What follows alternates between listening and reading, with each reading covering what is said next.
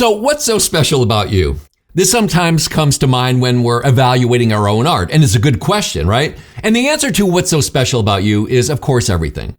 However, getting that across in your art style is sometimes more difficult than we would think. With the competition growing in our already overcrowded markets, standing out and finding your unique style is becoming increasingly more difficult.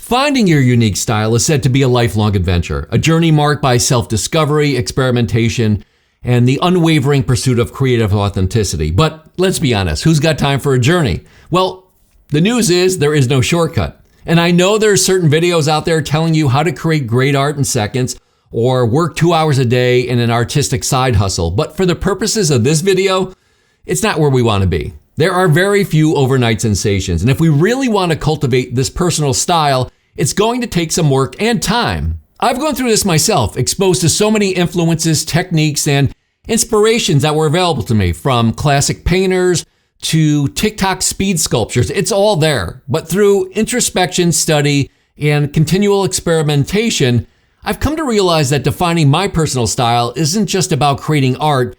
It's about finding out what I want to say and how I want to say it. But then we ask ourselves, where do we start?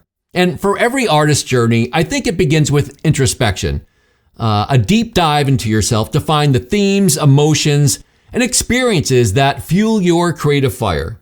For me, this journey of self-reflection was both enlightening and sometimes overwhelming as I grappled with the questions about identity, purpose, and artistic vision.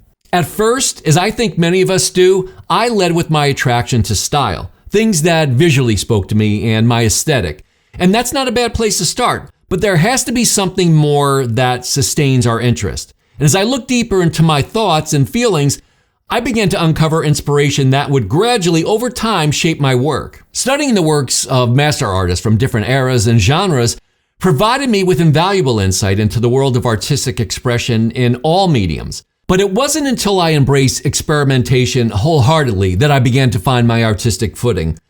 I let go of my fear of failure, which is very hard to do, and I allowed myself the freedom to explore new mediums, techniques, and styles. I became obsessed with taking from artists who inspired me, finding everything that I wanted to incorporate into my style, and then in some cases doing the exact opposite. But through this process of trial and error, while I was looking in one direction, my style emerged from a different direction, which made it feel all the more authentic to me. Sometimes thinking that you know what your style is going to look like is the very thing that trips you up. There should be no preconceived ideas about your style. When I get too into my head, I think about the late great Louisiana painter George Rodriguez and his Blue Dogs. No matter what the public had initially thought of these at the time, Rodriguez poured everything into this series and very openly showed us what an unwavering commitment can do for your art. So now, at the risk of destroying any momentum I may have built up, I want to point out that as a working professional, there are times when it's not required to lean into your particular style. This is important to mention because we all know that there are dream projects,